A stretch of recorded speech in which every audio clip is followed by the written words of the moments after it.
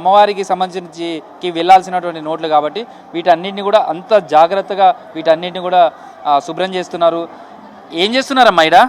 కడుగుతున్నాం. ఎట్లా అదంతా అంటింది కదా బెల్లం గినక కడుగుతున్నాం. బెల్లం బాగున్నాయి, మామూలుగానే ఉంది. గడ్డలు కొన్నిటికో బాగా అతకపోయినాయి, కొన్ని చినిగినాయి అన్ని చిన్నగా తీసి ఆడబెడుతున్నాం. మరి చాలా అట్లా డ్యామేజ్ ఉంటాయి కదా, మరి మెల్లగా కడుగుతున్నారా? మెల్లగా గడిగి తీసేస్తాను అంతే, జాగ్రత్తగా చేస్తున్నాం. సో వీళ్ళంతా కూడా ఎందుకంటే కడిగే సమయంలో కూడా చినిగిపోవడం కావచ్చు, లేదా అలాంటివి జరగకుండా డ్యామేజ్ కాకుండా కూడా చేసే ప్రయత్నం చేస్తున్నారు. ప్రస్తుతం అయితే ఇలా మళ్ళీ వాష్ చేసినటువంటి వాటిని కూడా మళ్ళీ కరెన్సీని ఇస్త్రీ కూడా చేస్తున్నారు. వాళ్ళతో కూడా మాట్లాడదాం. మీ పేరమ్మా? నా పేరు జ్యోతి. ఇప్పుడు మీరు ఏం చేస్తున్నారు? బట్టలు ఇస్త్రీ చేసినట్టే చేస్తున్నారు కదా, ఏం చేస్తున్నారు?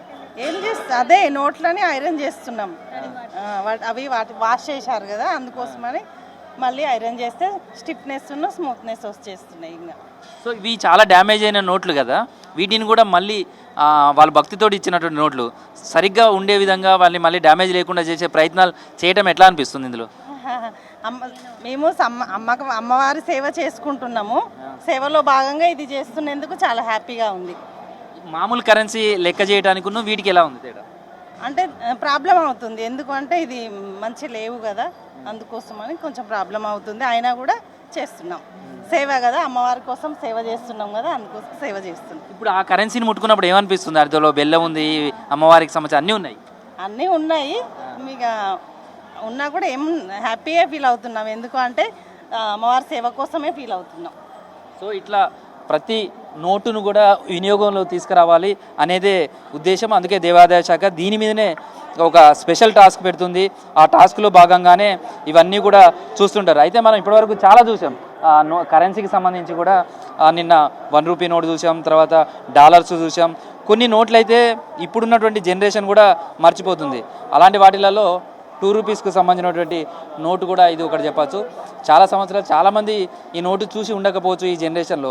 ఇట్లాంటి నోట్లు కావచ్చు, 20 పైసలు 10 పైసలు ఇలాంటి కరెన్సీ కావచ్చు, కేవలం మేడారం మహాజాతరల ఉండీలలో భక్తులు వేసే కానుకల్లో అన్నీ కూడా కనిపిస్తుంటాయి. అట్లాంటి నోట్లన్నీ కూడా చాలా అరుదైన నోట్లు.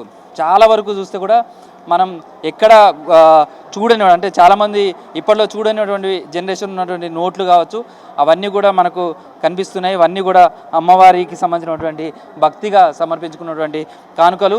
అయితే అమ్మవారికి మొక్కులు చెల్లించుకునే దాంట్లో ఇంకోటి ప్రాధాన్యమైనది వడిబియ్యం. ఇదంతా కూడా వడిబియ్యం అమ్మవారికి సంబంధించింది. అయితే వడిబియ్యం కోసం ఈసారి 3 కుండీలను సపరేట్గా పెట్టారు. ఎప్పుడు కూడా అమ్మవారికి సమర్పించే కుండీలలో ప్రత్యేకంగా ఉన్న వాటిలలో మాత్రమే ఈ వడిబియ్యంకు సంబంధించినటువంటి వేసేవాళ్ళు.